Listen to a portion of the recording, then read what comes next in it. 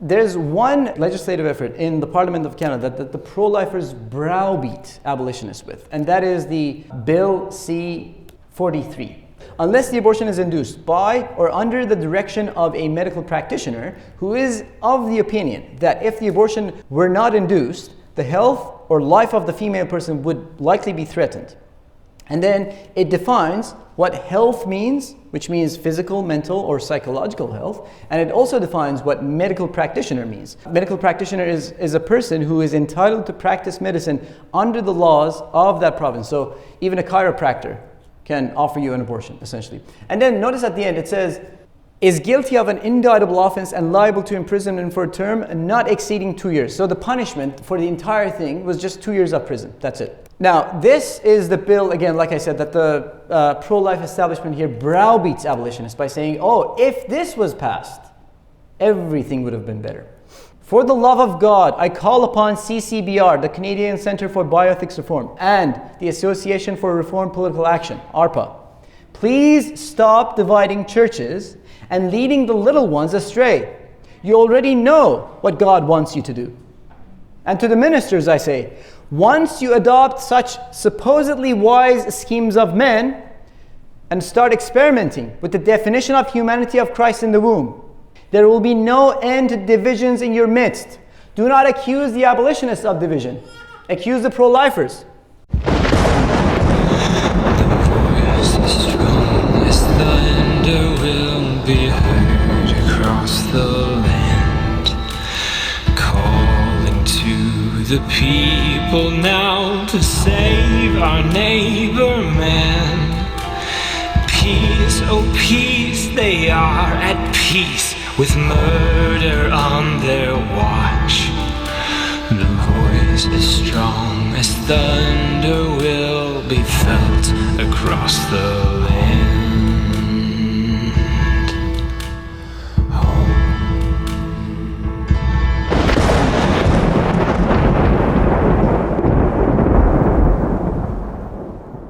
So our next speaker is our brother Amir, and Amir is based out of Southwest Ontario. He's a member of Trinity in Waterloo. He's also an immigrant to Canada and has sought the abolition of abortion actively on university campuses and in public places. So this is going to be your opportunity to see our brother now who's been working so hard behind the scenes diligently at this conference. So brother Amir, please come up. Thank you. Okay, check. Thank you, Brother Steve. All right, so let me begin by saying that it is truly a privilege for me to be here and also be a part of the abolitionist movement. Those of you who know me would know that if you take the word privilege away from me, I won't be able to speak. And so I we'll give you the announcement first. I have no illusions of leadership or having a special calling to be here. And I don't wish to be a teacher, for I know teachers will be judged with a harsher standard. Many of you, all the speakers, with the exception of possibly Russell, but all the speakers here have been doing this work and have been in the battle since decades before, long before even when I was in my diaper. When I say it's a privilege, I mean that. Think of the many babies who do not get the opportunity to even survive the womb of their own mothers. And yet we all have the breaths that we have, and we talk the way we talk, and we have our health and everything else that is given to us by God, and we take all of that as granted. So for those of you who don't know me, let me begin by introducing myself. My name is Amir Haqiqati, as you see on the screen. Don't worry about the last part, the third word part. So you can just call me Amir. I am an immigrant who came from the Islamic Republic of Iran to Canada in 2018. As a master's student, I wasn't planning on any of this. By the grace of God, I got saved here and I'm living my life before the face of God since late 2022. Make of the fact that 1, I'm a recent convert. 2nd, I'm an immigrant, what you will. In summer of 2024, poor brother John Speed that is, was vacationing in Peterborough with his wife Kim and their daughter Susie, that I fell like a brick on them. I don't think he was expecting me to bug him this much since then. And that meeting started my friendship with him. And before this conference and throughout the activism that we've been doing, he asked me to be here, and here I am heeding his call. My talk is titled Futility of Regulationism, as you can see. I have been debating with myself whether or not I should be calling it sin of compromise or sin of regulationism or sin of statism. You will see just in a minute why. My thesis is essentially this. Any act or measure that regards child sacrifice as anything other than murder or excuses it by duress, life of the mother, or simply by neglect of applying laws against murder biblically pours the judgment of God on us, and as such is futile. Dangerously futile, that is. For in the image of God, he created man. I'll be going through the history of how child sacrifice, euphemistically referred to as abortion, with the sanitized word, became a common and widespread practice in Canada. This is a practice that not even animals do. I mean, look at the pictures that we have here. Do you think animals would do these acts to their own offsprings?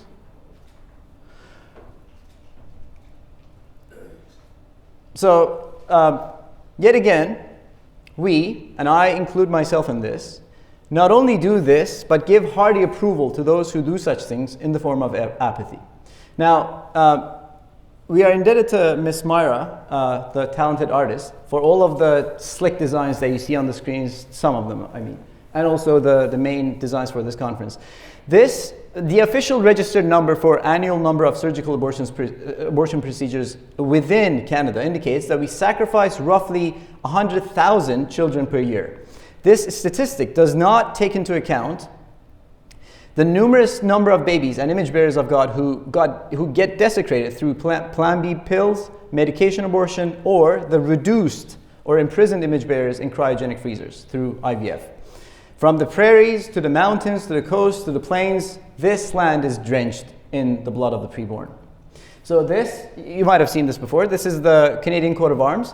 On the bottom, there is the Canadian motto, Amari usque ad mari. That's Latin for from sea to sea. That's from Psalm 72, which actually for a long time, or for a brief time, Canada was called the Dominion of Canada. And so that's where Canada started, but a better representation of that, given all the things that we've seen so far, would be this, where you see the blood of the unborn essentially covering the land entirely from sea to sea. And we've changed the motto in this design to include Lamentations 4, which is to say, children are food for women. I have a lot to go through and a large ground to cover for some of you who are from the States and have been involved in the fight against child sacrifice. Like I said, many of you have been involved in this long before I was in my diaper. Many of these things might seem similar, but the development of abortion policy within politics or within the legal realm in Canada is distinct and different from the United States in two major ways. One, in Canada, as per the Constitution Act of 1867, all criminal matters within the entirety of Canada is to be dealt with in the federal parliament, and the courts simply say, yes sir, to whatever the federal parliament decrees. And then I dub the federal government as the federal beast. Hence, legality of abortion is within federal jurisdiction, and no provincial autonomy is asserted. As a consequence, while those who are bloodthirsty and consider child sacrifice as a right, and those who are against them in the United States, the pro-aborts and the pro-life or the anti-abortions, while they in the United States struggle in 50 different individual states, each with its own criminal laws and particularities surrounding the crime of murder, Canadian groups have enjoyed or suffered, depending on how one's worldview is, the simplicity of a uniform policy framework across the country. So there's the federal parliament. The federal parliament says this is the law of the land and nothing else can be done. It can be used for good, it can be used for bad. We have seen great talks here on how lesser magistrates works on all of that, but nothing can be said when it comes to the federal criminal code regarding autonomy in the provinces. And I'll show you why. So that was the first way in which the Canadian legislation or the Canadian development, the development of abortion policy within Canada differed with the United States. The second way is that as part of the British Commonwealth, Canadian courts could invoke precedents of common law from British courts. Therefore, if there was any allowance for preborn murder and child sacrifice in British courts, it could easily trickle down to Canada. And so, Americans, it was good that you guys all dumped the tea. Canadians should have dumped it long before. Now, what's the Canadian tale of mainstreaming child sacrifice? Well, we have to go to Britain first to understand this. In 1861, a conglomerate of laws and statutes and legal decisions were put together by the British Parliament titled the 1861 British Offences Against the Persons Act. This act consolidated provisions related to offences against a person from a number of earlier statutes into a single act. The goal was to simplify the law. Although it had been substantially amended since then, this law continues to be the foundation for prosecuting injury to the persons in the courts of both England and Wales, as well as the entirety of the British Commonwealth, including New Zealand and now Canada. So New Zealand adopted this actually in 1866. So if the Abolish Abortion Australia folks want to dive into the details, they might start from here. In 1892, the same sort of the bill, as part of the British Commonwealth, the Canadian Parliament incorporated the same bill, this same act, with minor modifications into Canada's criminal code. This is after the Constitution Act of 1867. This criminal code stipulated that those who procure miscarriage, or this was the euphemistic term for saying abortions, those who procure miscarriage, as well as those who provide it, are guilty of an indictable offense and could face life in prison as punishment. So, no Genesis 9:6, life imprisonment. This part was exactly in accord with the British law. Unlike in Britain, however, there was a clear saving provision added to the Canadian Code which absolved criminal liability of doctors who acted to preserve, quote, a woman's life. So the life of the mother exception has been there since the beginning. This is the British law I'm talking about. And then it comes into Canada and it gets amended, and then you have further explanation on, or further expounding on the life of the mother exceptions. Despite this exemption existing in the law, Canadian doctors were reluctant to provide therapeutic abortions. So these abortions were called therapeutic abortions, those abortions who are performed in order to save the life of the mother. But the Canadian doctors were reluctant. They didn't want to test this in the courts. Now, Julia Thompson, this is a researcher from Concordia, in her 2005 PhD dissertation writes, to avoid criminal responsibility, doctors had to assume that the courts would trust their professional judgment in determining whether or not abortion is therapeutic. Since no precedent existed for therapeutic abortions to save the life of the mother, in Canadian courts, very few accredited doctors were willing to test such a hypothesis. And then we come to 1938. In Britain, the necessary legal precedent was acquired.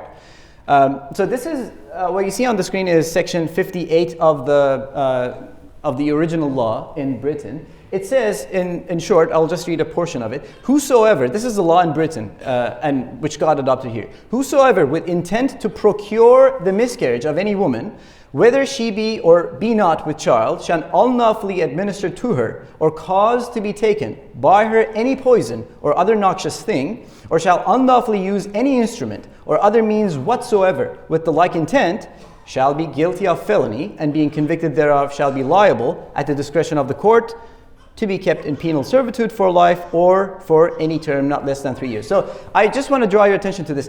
This is not saying that abortion is murder. This is just creating an arbitrary category called procuring miscarriage, whatever that means.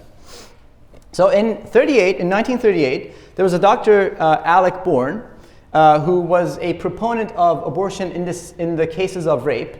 A 14-year-old girl gets raped in a military parade. Then she goes to a hospital to say, well, I want an abortion. They refuse them. They refuse the girl. And then that girl is sent to Dr. Alec Bourne.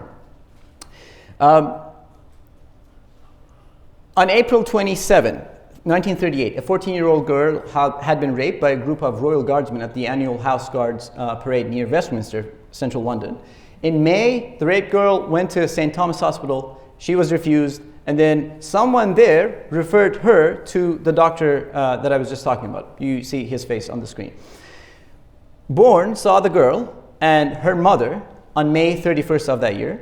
She was admitted to the girl was admitted to St. Mary's Hospital where Bourne worked on June 14th,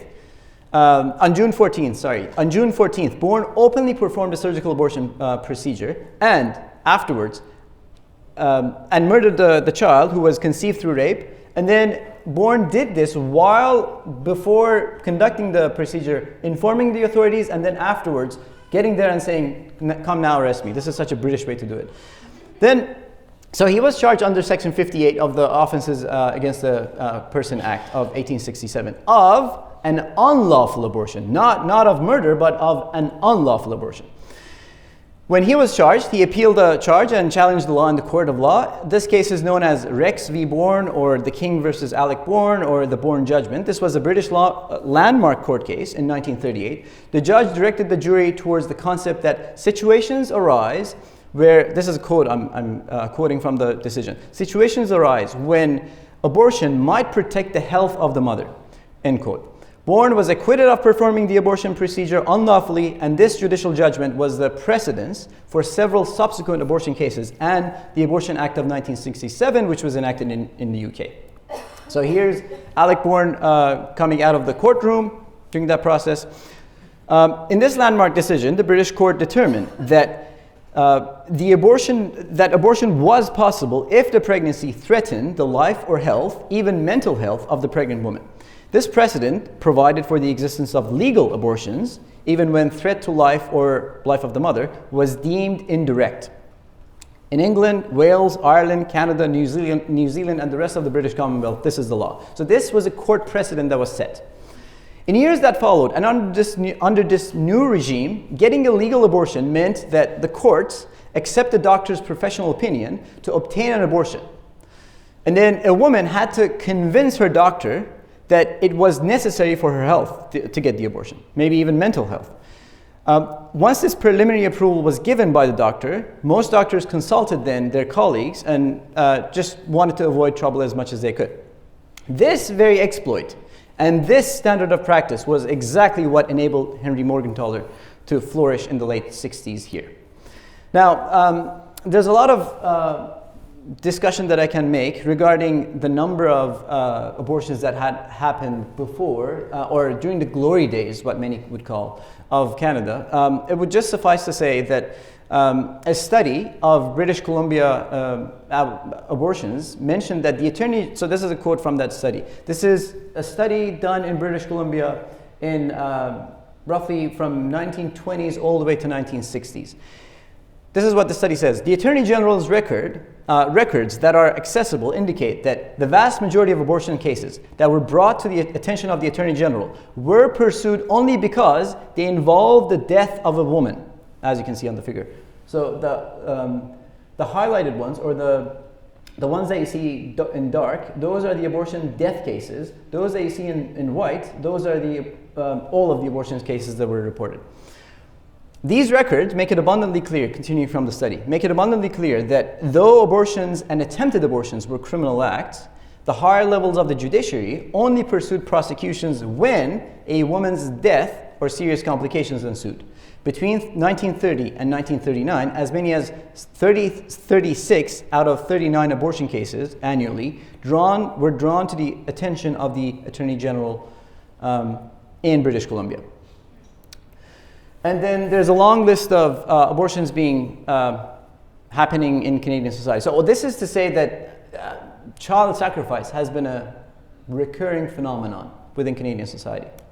Now, from 30s to 60s, lots of stuff was happening. The culture was in turmoil. Starting in the late 50s, and with the rise of mass media and entertainment, popular culture in Canada began to pay attention to the subject of quote-unquote abortion.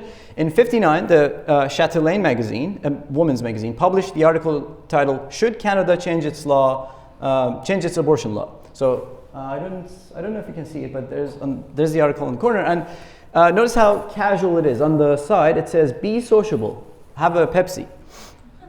And then this was not the only one, obviously. You have or not the only magazine. This rather was a part of a larger societal and cultural trend that was starting to regard child sacrifice as a woman's right. It is no secret to everyone that the first wave feminists began their work around the same time and brought about their misery in the 60s. Now, as a result of the rising popular demands, in 1967, Prime Minister Lester B. Pearson, he's not pictured here, but many of you might have come through the Pearson Airport. That airport is named after Lester B. Pearson. Prime Minister Lester B. Pearson in 1967 set up the Royal Commission on the Status of Women in Canada, and this was the outworking manifestations of a simmering paradigm shift in Canadian society, chaired by Florence Bird, so that's the lady with the white hair. The express mandate of this commission was to inquire into and report on the status of women in Canada, and to make specific recommendations to the federal government to ensure equality of women in all aspects of society. That's Florence Bird. The official recommendations that were published as a result of this are referred commonly as the Bird's Report. So the Bird's Report came out in the 1970s. Of the many recommendations and emphases of this report were to amend the Criminal Code of Canada to permit abortion by a qualified medical practitioner on the sole request of any woman who has been pregnant for 12 weeks or less, and furthermore, to permit abortion by a qualified practitioner at the request of a woman pregnant for more than 12 weeks if the doctor is convicted, or if the doctor is convinced that the continuation of the pregnancy would endanger the physical or mental health of the woman, or if there is substantial risk that if the child were born, it would be greatly handicapped, either mentally or physically. So essentially, they're saying up until 12 weeks, before 12 weeks, the abortion should be performed at the sole request of the woman. After 12 weeks, a group of doctors could decide on that. So this is a large report. Among other things was, expansion of the Divorce Act, necessity of the comprehensive sex education in schools, etc., etc. I won't go into the details. Now, contemporaneously to the Royal Commission on the Status of Women, within the General Council of Canadian Medical Association, termination of pregnancy and its justification had been a subject for debate. In 1967, the Canadian Medical Association basically said that abortion is justified if continuation of the pregnancy will endanger the life or health of the pregnant female, or there is substantial risk that the child may be born with a grave mental or physical disability, or where there are grounds to believe that a sexual offense has been committed from which pregnancy has resulted. Essentially, some form of eugenics, and then we won't accept rape. Such abortions should be performed they also said such abortions should be performed in active public treatment hospitals accredited by the Canadian Council on Hospital Accreditation. Back then, Canada did not have the socialized medicine that it has now. Now, okay, this is a long slide. I'll try to summarize it as much as I can. Simultaneous to these recommendations, given the national discourse around the subject of preborn murder, which was euphemized and sanitized under the label abortion, the Parliament of Canada passed amendments to the Canadian Criminal Code in the period of 67 to 69. Initially, Bill C-195 was introduced by then Minister of Justice Pierre Trudeau. So back then he wasn't Prime Minister. This was in December of 67. That's the picture, Trudeau Sr. that is. Bill C-195, the initial bill, died and was not passed due to the end of the parliamentary session that year. A year later, when Trudeau became Prime Minister, this bill was modified, repackaged, and reintroduced by then Minister of Justice and a member of Trudeau's cabinet, John Turner, who later became the leader of the Liberal Party, as Bill C-150 in December of 68. So 1 year later, this bill is repackaged and reintroduced. After debates and parliamentary procedures, this major amendment to the Canadian Criminal Code was passed as an omnibus bill entitled Criminal Law Amendment Act 1968-69. The new modified criminal code, quote, permitted a qualified medical practitioner in any accredited or approved hospital to procure a miscarriage if the hospital's therapeutic abortion committee, by a majority of its members, certified in writing that the continuation of the pregnancy would endanger the life or health of the mother. Now, there were lots of other stuff, homosexuality, gambling, etc. in this bill. I won't go into it. The Criminal Law Amendment Act 68-69 was passed a year before Bird's report got released. The modified criminal code allowed abortions under Section 251 only under certain conditions. Effectively, the act of preborn the act of preborn murder got regulated and restricted by the Parliament, despite the recommendations made by the ruthless feminists of the Birds Commission, that white-haired lady, and also the guidelines offered by the eugenics-loving Canadian Medical Association, the federal Parliament and the Liberal government actually acted more restrictively and put the final decision to carry forward with preborn homicide in the hands of a medical board called Therapeutic Abortion Committees. Now, the recommendations of the Canadian Medical Association were designed to set the course ahead for operating procedures and the standard of care within the Canadian medical community.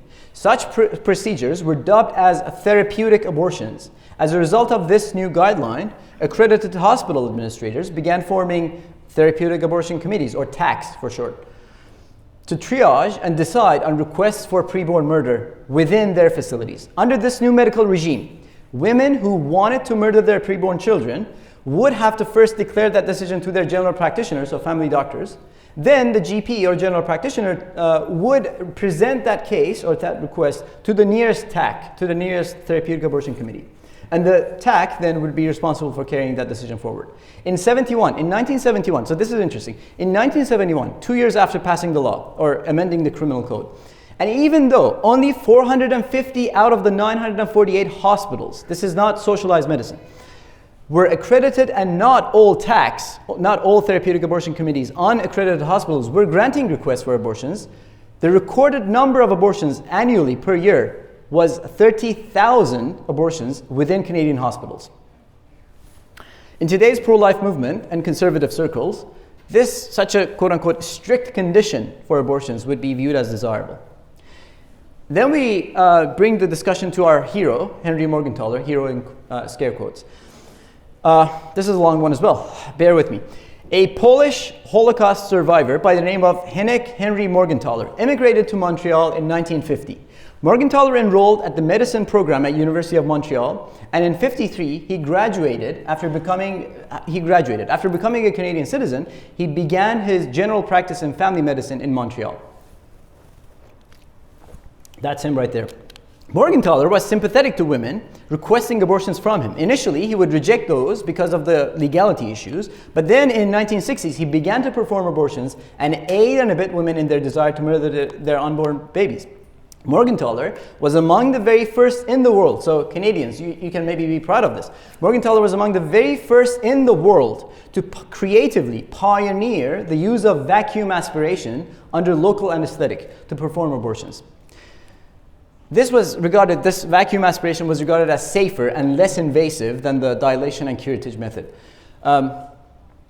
And like I said, not even animals do such things. Morgentaler proudly described himself as a womanizer and took satisfaction. This is, by the way, his own words I'm referring to. Proudly described himself as a womanizer and took satisfaction in aiding women to murder their own unborn children. There's a good documentary by the title of Singing Abolitionists, or Singing Abolitionists. He was reported to be singing to women who would go to his clinic for abortions while conducting that procedure. While being married, he was engaged in numerous extramarital affairs with other women, and after his first divorce, he was involved in at least 2 common law relationships. From both, he had children. Even after amending the criminal code, surgical procedures to murder preborn babies were restricted to accredited hospitals, as I just discussed, and they were subject to TAC approval. So there should be a therapeutic abortion committees within those hospitals that approve such a procedure. In 1967, Morgentaler publicly declared his stance in favor of safe abortions, being a woman's right. He was regarded as a hero by many and was inundated by requests for abortions all across Canada and parts of the United States.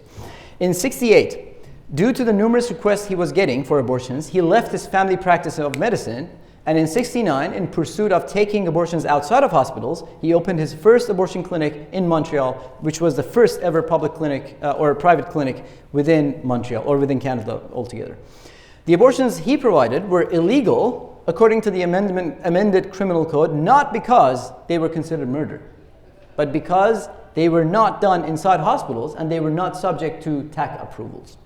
As per Morgentaler's own account, neither the federal nor the provincial governments had any interest in examining his proposed model for abortions, and each said it is the responsibility of the other to check for legality. Talk about lesser magistrates here. On June 1st, 1970, Montreal City Police raided Morgenthaler's clinics and laid charges against him. The charges were not that Morgenthaler had aided and abetted acts of murder. Instead, that the abortions he had performed were not lawful. After getting charged in 1970, Morgenthaler's attorney endeavored to delay his trial as much as he could in hopes that public opinion would grow in his defense. While waiting for trial, Morgenthaler continued to provide abortions and aid and abet cases of murder. In the aftermath of Roe, so this picture is from an interesting scene. In the aftermath of Roe versus Wade, which was in January of 1973, at the Supreme Court of the United States, Morgenthaler prepared for performing an abortion on national TV. So on May 13, 1973, I believe this photo is from that, but it might not be, but just as an indication or illustration. On May 13, 1973, Morgenthaler performed a surgical abortion procedure on a preborn human baby on camera. After being recorded, this procedure was broadcast and televised nationwide on the same day on CTV, a popular Canadian TV station. That day was May 13, 1973. That day was Mother's Day back then. And he chose that day deliberately to provoke the public and the government here. Now, the history of Morgenthaler and what he did is a complex one. In January of '74, Morgenthaler's first trial began in Montreal. His attorney presented the defense of necessity that, as a doctor, Morgenthaler's duty to preserve and safeguard the life and health of the women who go to him for abortions outweighed his duty to obey the law. After a month of deliberations, the jury acquitted Morgenthaler. This is important. The issues of the trial was not that Morgenthaler committed murder, but that he did something that was unlawful. The regulations of abortion were not respected. In '73 and before his trial, Morgenthaler stated publicly that he had performed 5,000 safe abortions outside hospitals, and thereby implying that restricting abortions to hospitals or subjecting them to TAC approvals were unnecessary. For defying the existing regulations concerning abortion, which gave abortion legitimacy, those regulations did, and yet restricted them to certain locations and conditions, between 1970 and 1975, Morgenthaler was charged and tried with three separate set of charges and on three separate times by the then Liberal government of Quebec. All three times he got acquitted by jury trial. This is known, by the way, nullification by jury. So if a jury doesn't want to enforce a law, then further or future prosecutions with that law are going to be null and void. So that law is essentially null and void. No jury in Quebec would ever convict Morgenthaler. Prosecutors simply could not convince jurors that what he was doing was wrong. Whatever the law or regulation pertaining child sacrifice was, Morgenthaler was just hopping up free. Once the first acquittal happened, it didn't take long for Quebec's then Liberal Minister of Justice to appeal the jury acquittal in 1974. This is a long story. It goes to the Quebec's appeals court. Quebec appeals court says, no, you gotta have to go to prison. He goes to prison, and then while being in prison, while convicted, Morgenthaler appealed his conviction to the Supreme Court of Canada. This was the first Morgenthaler's first attempt at the Supreme Court. The decision was that no, you got to go to jail. The conviction stays, and Morgenthaler went to jail in '75. Now, a lot went in that period, but after 10 months, he got freed, and there's a lot that goes into this history, and Morgenthaler was a complex figure, but one of the things that he did well was he recognized what the Canadian condition is, and he brought about what he wanted to bring about within this new condition. After coming out of the prison, in 1982, then Prime Minister Pierre Trudeau signed the Constitution Act of 1982, which this law essentially recognized the Canadian Charter of Rights and Freedoms as the Constitution of Canada. Queen Elizabeth II also recognized it and gave it royal assent. Under this new novel constitutional regime, the law or any law or act that contravened the rights and freedoms enumerated therein could be struck down as antithetical to the Charter, hence unconstitutional or illegal. Prior to the signing of the Charter, I should say, on the federal level, Canada had loosely bound documents, including the Canadian Bill of Rights, which was very similar to the American one. But unlike the American Bill of Rights, the Canadian Bill of Rights, which was enacted in the 1960s, was not ultimate or universally recognized. Provinces could decide to apply them differently, and the Parliament could interpret the law or overturn some of them from time to time, depending on the politics of the time. There's a section within the preamble of the new charter that says the Canadian Charter of Rights and Freedoms guarantees the rights and freedoms set out in it subject only to such reasonable limits prescribed by law as can be demonstrably justified in a free and democratic society. Now that part is what's been used in COVID in all sorts of wicked ways in order to bring about statism, basically. And COVID-19, or the whole period of 2020 to 2022, was a good demonstration of that. So long as they can reasonably justify limiting freedoms, they can do it. So in 1982, Morgentaler became ever more determined to expand his crusade. With the charter, with this new charter acting as a new constitution of Canada, and given the increased public sentiments in favor of Morgentaler, he decided to expand his operations to other provinces and challenge their laws under this novel constitution. In 1983, Morgentaler announced his decision to open abortion clinics in all provinces nationwide. He was able to open clinics in Winnipeg, Manitoba, and also in Toronto, Ontario. Now, immediately after opening clinics in Toronto, protests began. That's Reverend Ken Campbell, a Baptist pastor, who aimed to shut down Morgentaler's clinic and start what's called a citizen's arrest on professional murderers working there.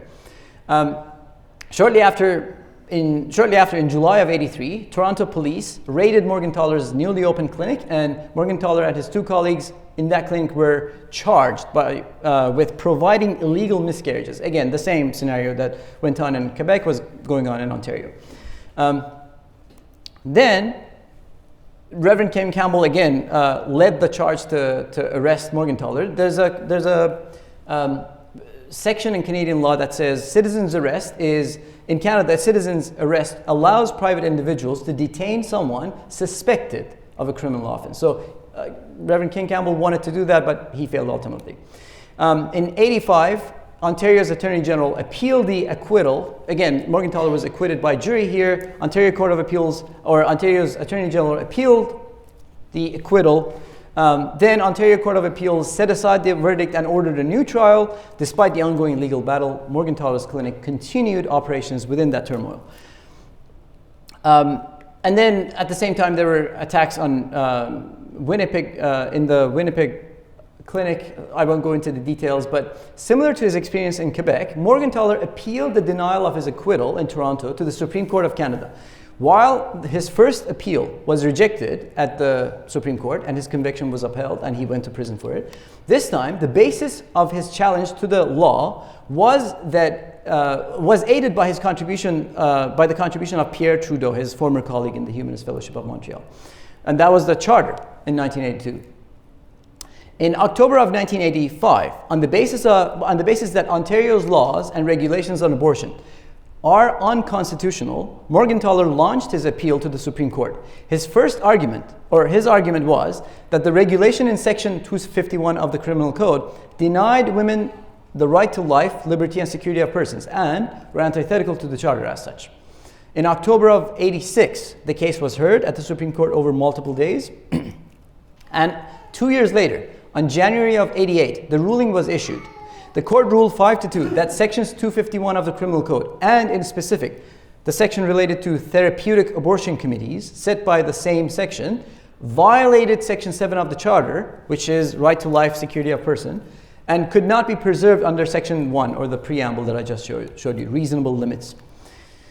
Morgentaler's acquittal by the Ontario jury was restored, and then two descending judges were Justice McIntyre and LaForest.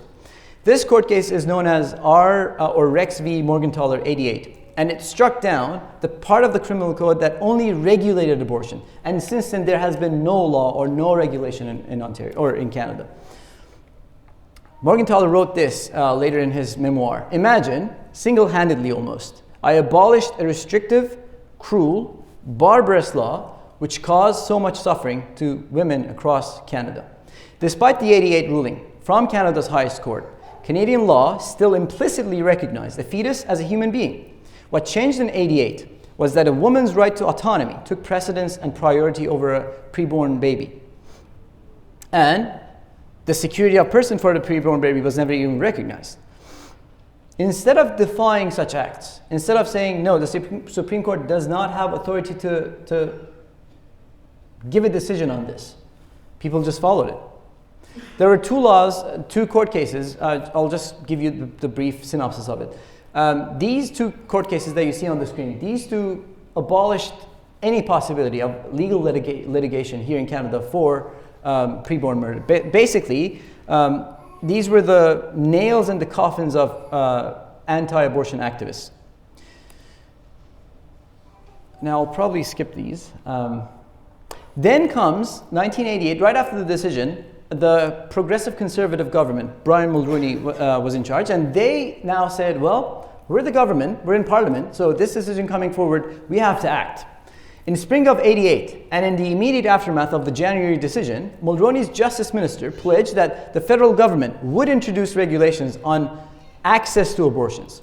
In July, the Mulroney cabinet tabled a motion for debate and a free vote. So there was no party line. They were just saying, vote according to your conscience, to seek the MP's guidance on framing the regulation of abortion. Now, in none of these efforts, anybody was saying that abortion is murder, by the way.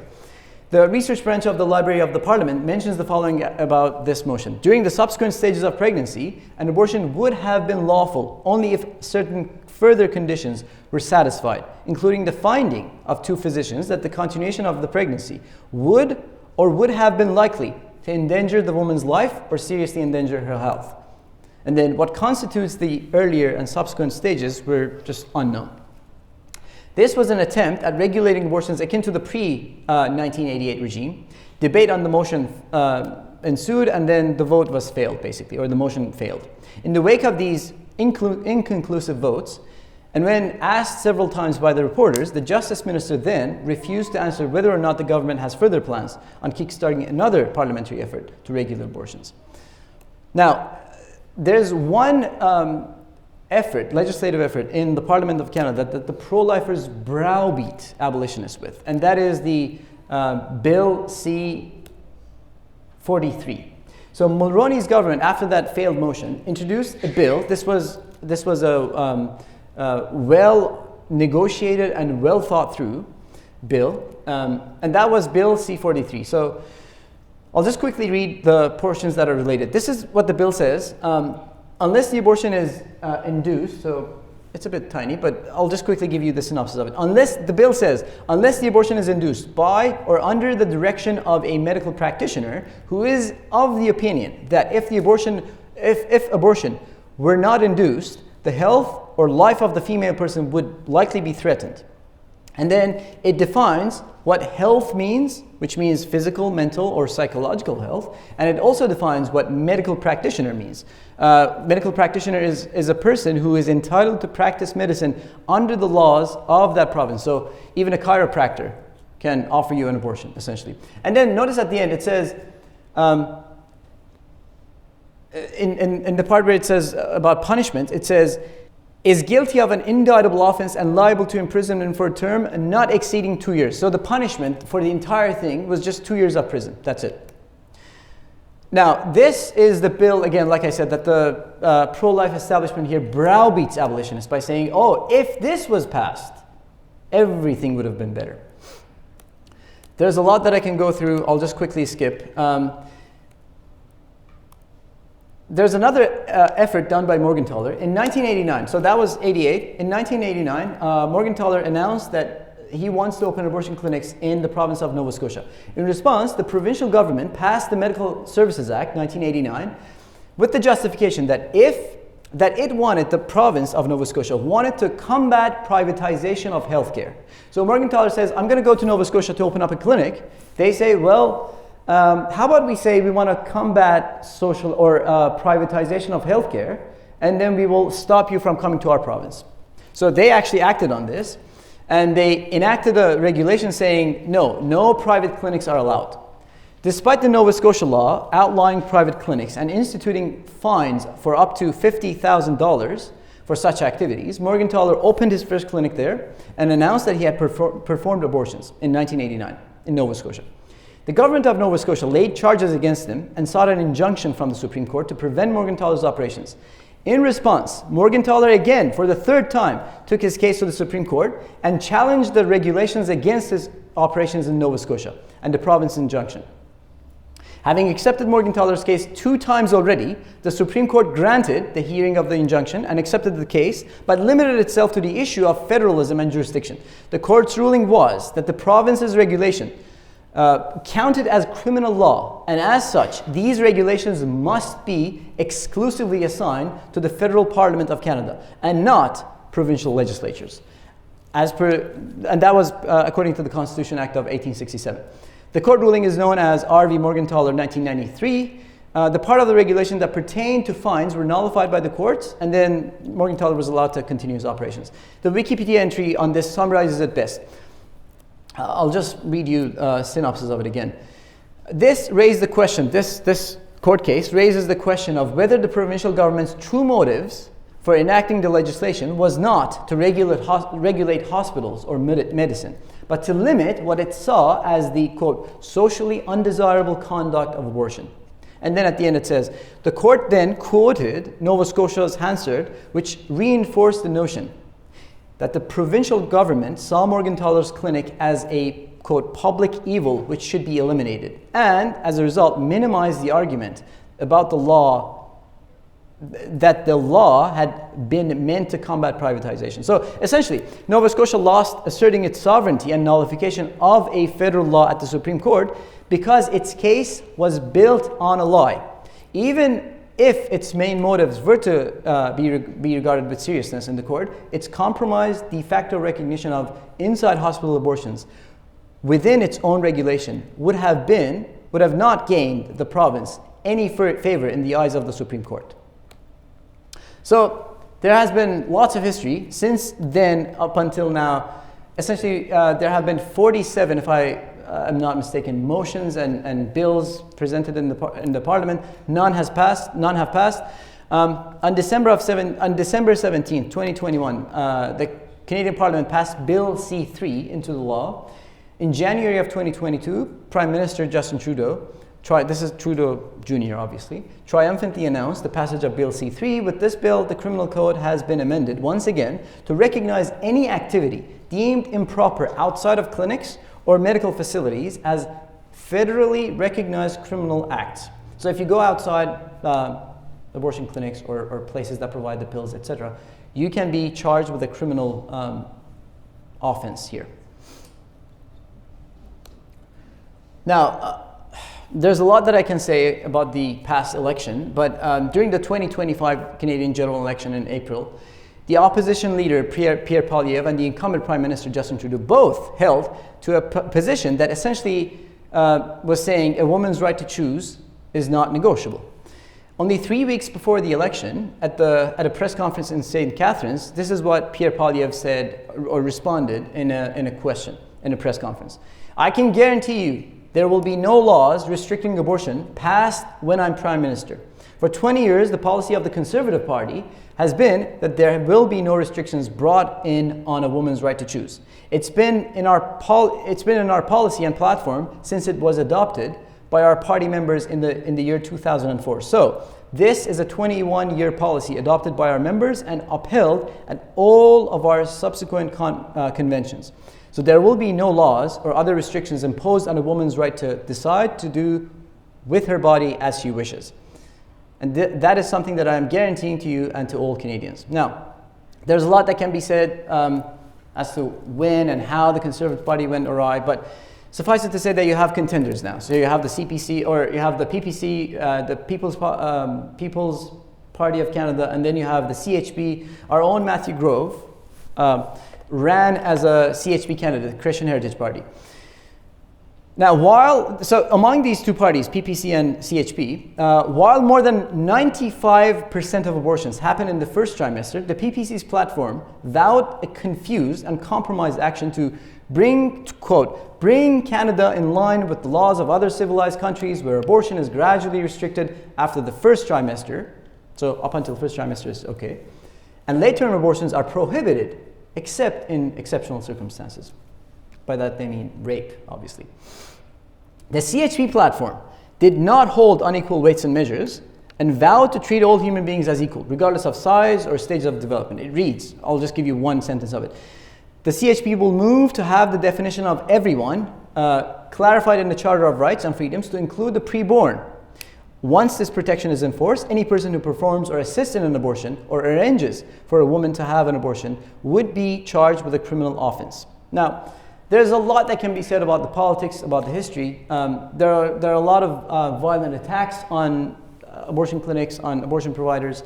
But the question that I want to answer, that I effectively tried to answer in my talk, and I will have some applications at the end, is that how is it that the bride of Christ in this culture, I mean, there's no expectation from the unbeliever, but how is it that the bride of Christ within this culture is stolen? It's the bride of Christ, the witness of the bride of Christ is stolen to such an extent where the very words of Psalm 72, which are chiseled, by the way, in the Parliament's building, which says Christ will have dominion on this land, in this land from sea to sea, those very same words are basically trampled underfoot to such an extent where we have that or these photos as a common experience in everyday Canadian life.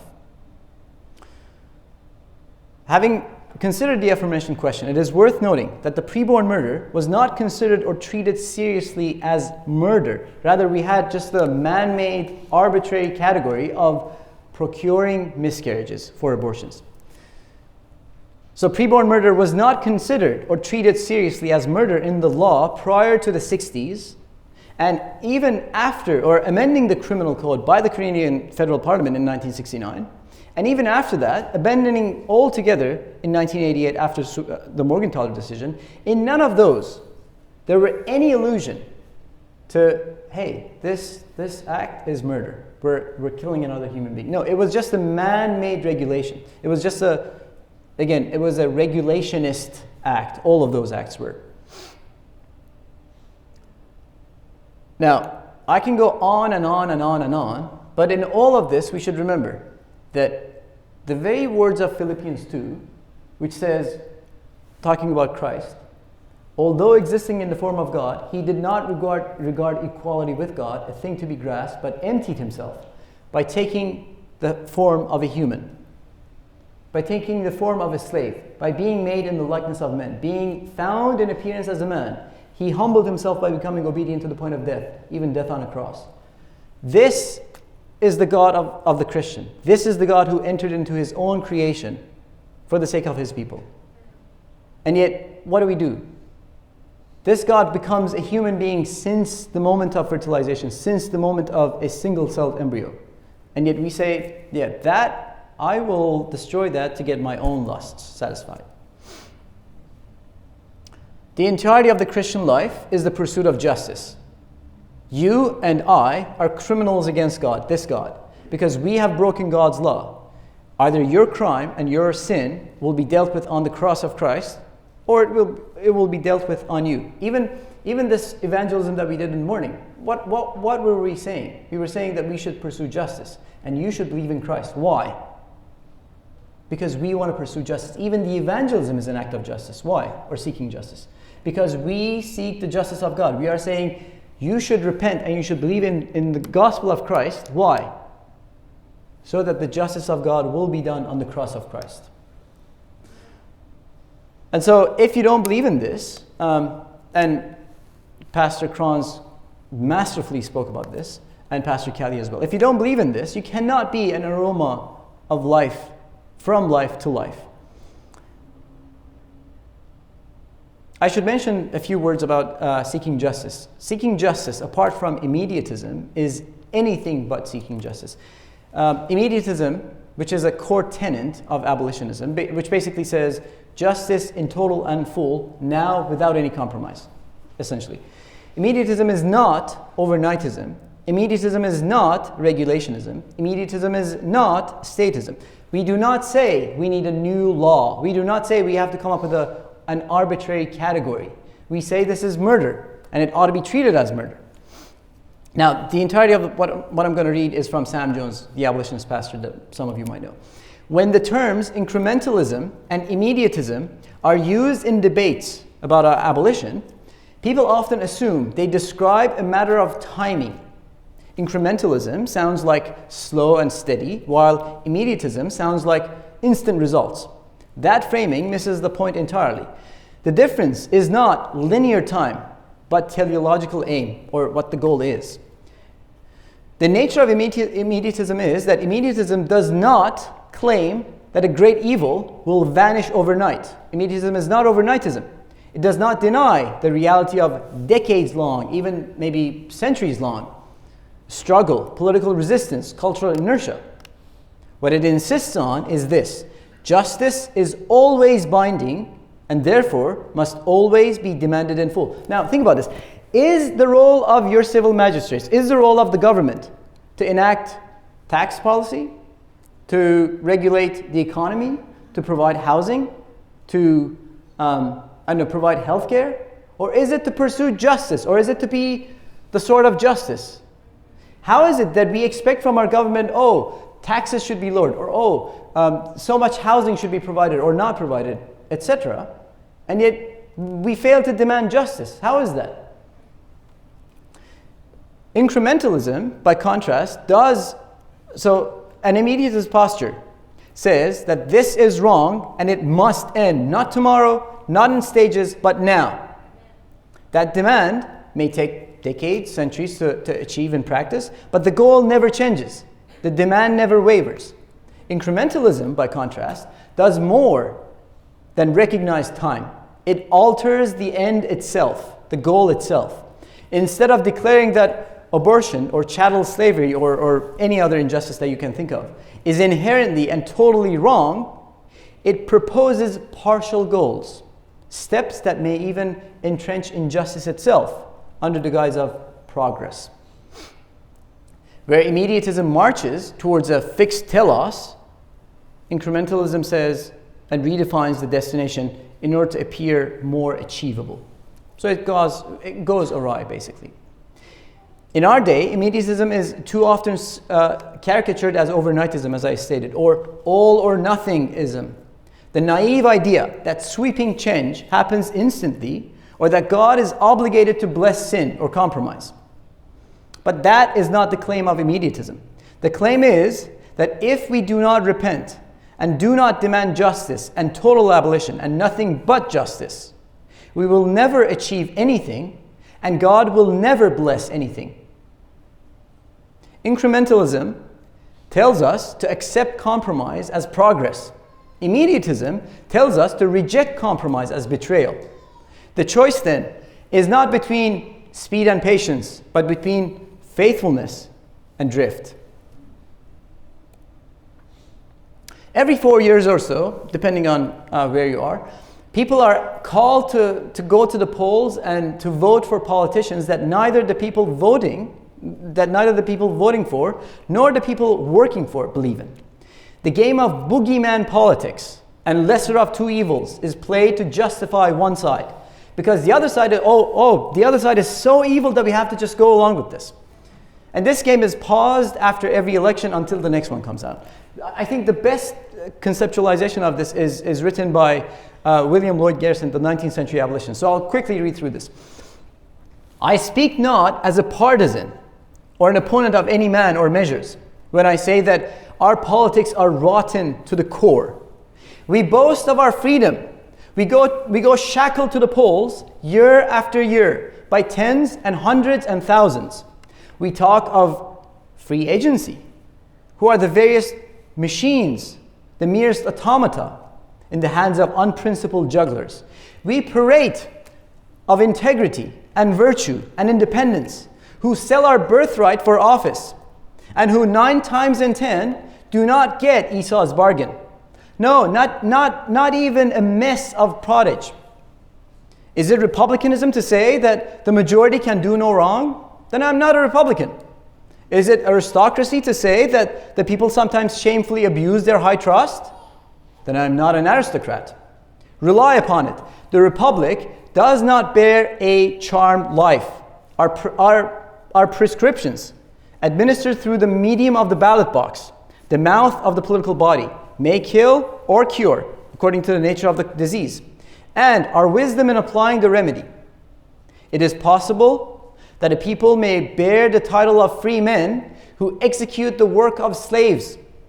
To the dullest observer of the signs of the times, it must be apparent that we are rapidly approximating to this condition. Never were our boasts of liberty so inflated as at this moment. Never were they greater mockeries. We are governed not by our sober judgments, but by our passions. We are led by our ears, not by our understandings. Wherein do we differ from the ancient Romans? What shall save us from their fate? Now, quickly a point on voting. I mean, again, I'm a student here. I have learned this from many great teachers, including Pastor Matt. The word vote means a vow, a wish, a promise before, or a pledge, or a dedicated thing before God. When you vote for a candidate, you are pledging your support before God for everything that candidate vows to do. Micah 6:8 says, He has told you, O man, what is good, and what does Yahweh or the Lord requires of you, but to do justice, to love kindness, and to walk humbly with your God. After declaring the worship and sacrifices of the people, of his people, whose hands are full of blood, God says, in Isaiah 1, God says, wash yourselves, make yourselves clean, remove the evil of your deeds from before my eyes. Cease to do evil, learn to do good, seek justice, correct oppression, bring justice to the fatherless, plead the widow's cause. Now, I can go on and on with the scriptures, but Haggai 2 also presents to us a good rationale for why we shouldn't have any uncleanness among ourselves. I'll skip it in the interest of time. To the pro-lifers. This is what Jackie Jeffs, the Roman Catholic president of the Roman Catholic Alliance for Life, Ontario, said in 2019 regarding the recent attempts of We Need the Law by Association of Reformed Political Action, ARPA. Quote, the pro-life movement loses its soul, back then the pro-life movement had some meaning. The pro-life movement loses its soul when it adopts a strategy riven with core weaknesses and certain to divide the pro-life community in the process. Gestational legislation regarding faces, saying it's okay to kill this category, but it's not okay to kill this category of people.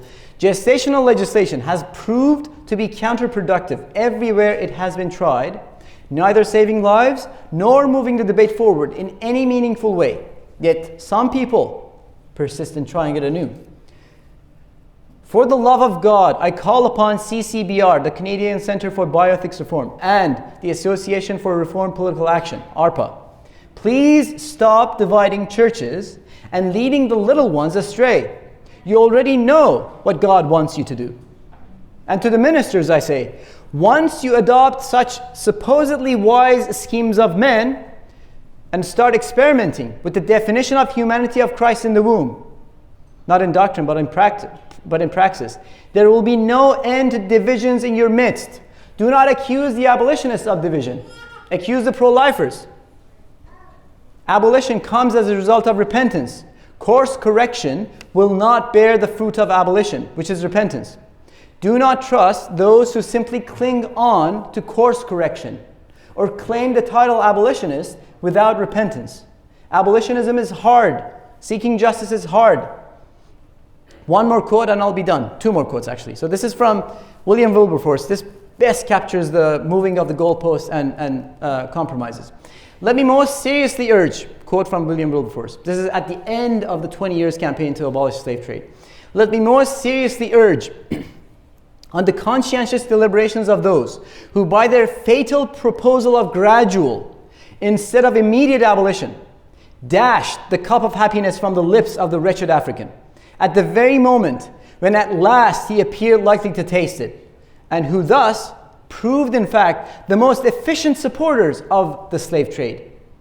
A vast majority of Parliament were then so much alive to the principles of justice and humanity that all directed opposition would have been utterly ineffectual.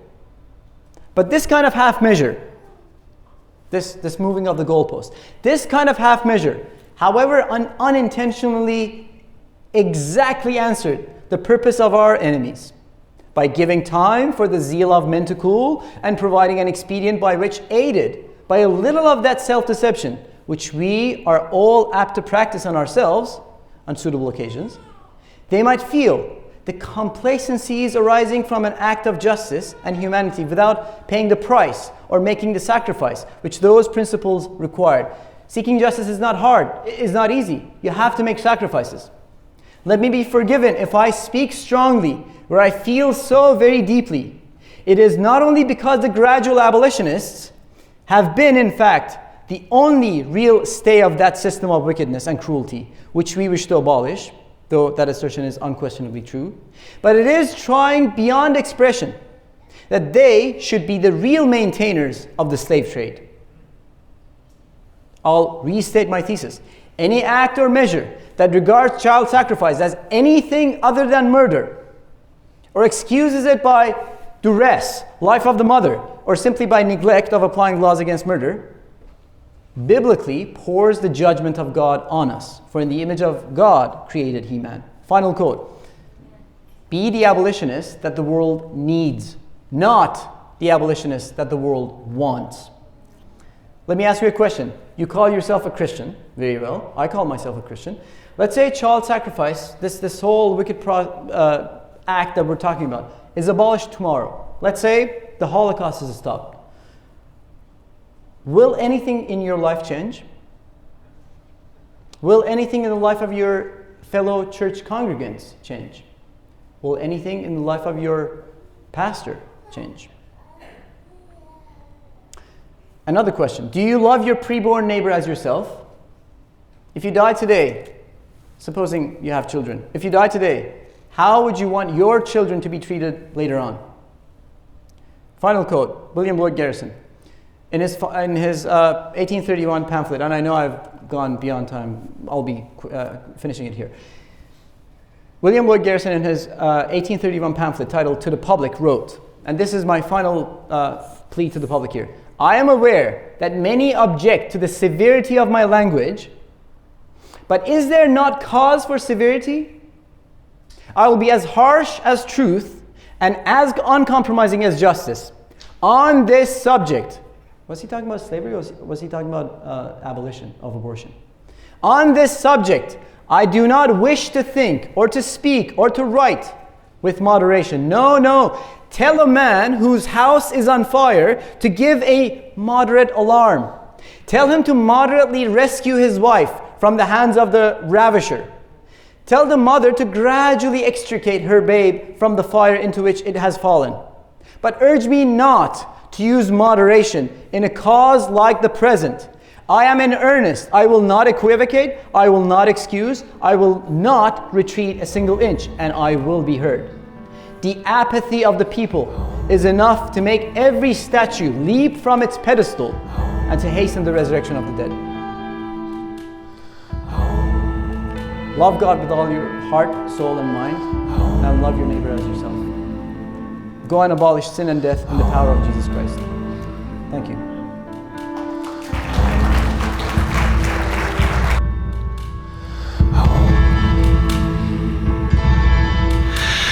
Peace, oh peace, they are at peace with murder on their watch. The voice as strong as thunder will be felt across the wind.